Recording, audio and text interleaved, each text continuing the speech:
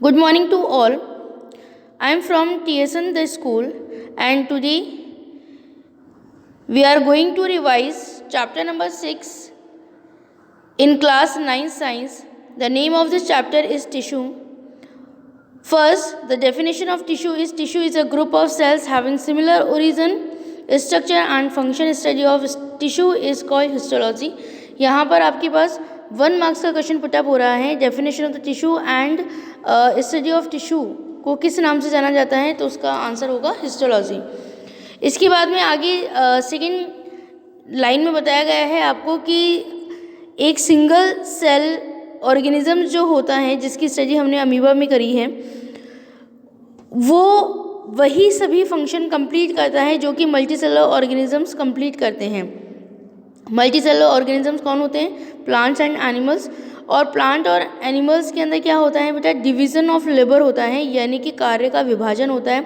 उनमें प्रत्येक कार्य को करने के लिए अलग अलग ऑर्गन्स पाए जाते हैं, जबकि वही सारे कार्य जो हैं एक यूनिसेलुलर ऑर्गेनिज्म में एक सेल के द्वारा कंप्लीट किया जाता है. इसके बाद में थर्ड है आपके पास plant tissue are 2 types, meristematic and permanent.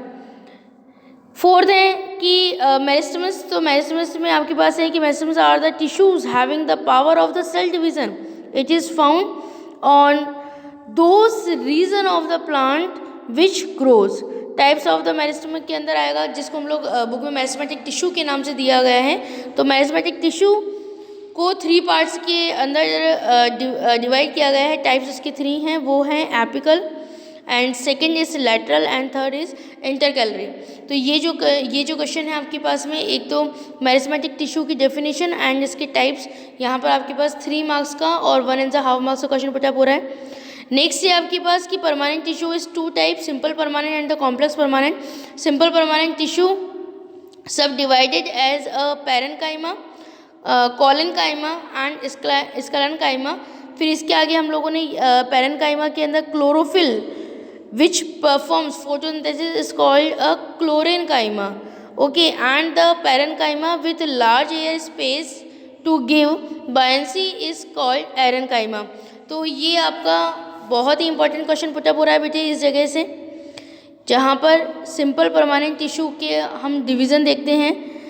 ये आपके पास 3 मार्क्स का और 5 मार्क्स का क्वेश्चन यहाँ से पुटअप हो रहा है.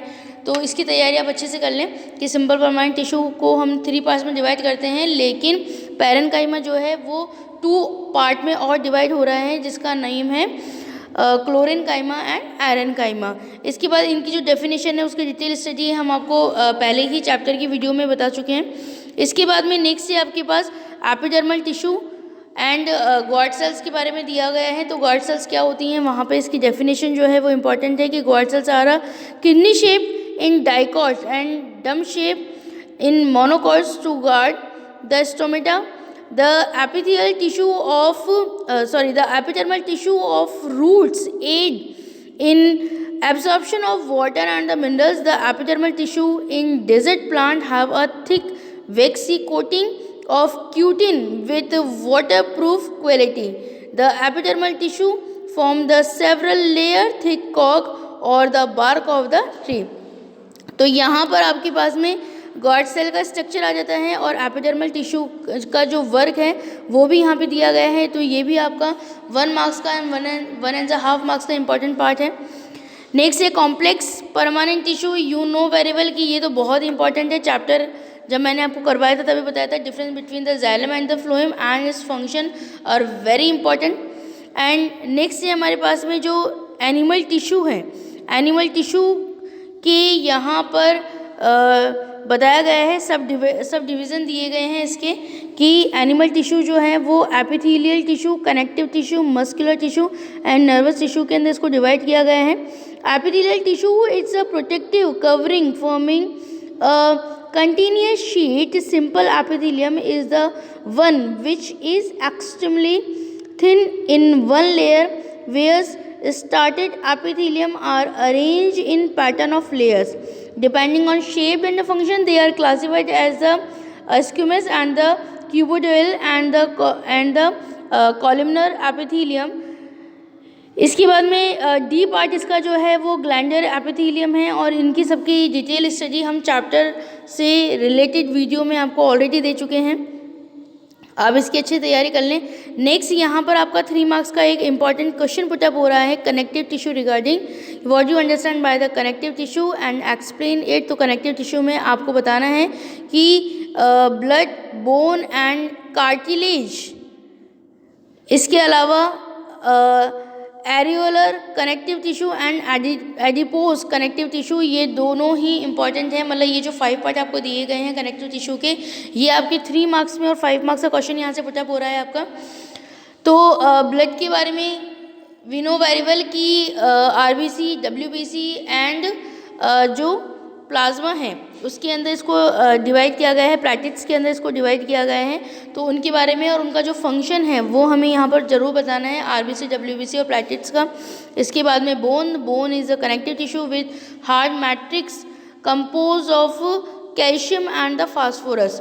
तो ये हमें इसके बारे में बताना है कि जो बोन है वो भी कनेक्टिव टिश्यू हैं और हमारी बॉडी को एक फ्रेम देती हैं बोन्स का स्ट्रक्चर। इसके बाद में कार्टिलेज है, और cartilage is a connective tissue. जब मैंने चैप्टर करवाया था तो आपको बताया था कि हमारी बॉडी में कुछ पार्ट ऐसे भी हैं जो कि हमें लगते सॉफ्ट हैं, है ना। मतलब कि जैसे कि हमारे ईयर के जो एक्सटर्नल पार्ट है ईयर का, वो कार्टिलेज का बना हुआ होता है। इसके अलावा एरियोलर कनेक्टिव टिश्यू और एडिपोज कनेक्टिव टिश्यू के बीच में जो डिफ्रेंसिएशन है वो 1 मार्क्स में आपके पास में आ सकता है। इसके बाद मस्कुलर टिश्यू दिए गए हैं, they have a special contractile proteins responsible for movements, 3 types such as striate muscles and the skeletal and the volumetry muscles। इसके बाद में आपके पास में जो क्वेश्चन पुटअप हो रहा है आगे, वो कार्डियक मसल जो है वो वहाँ से ही क्वेश्चन इंपॉर्टेंट पुटअप हो रहा है, कार्डियक मसल।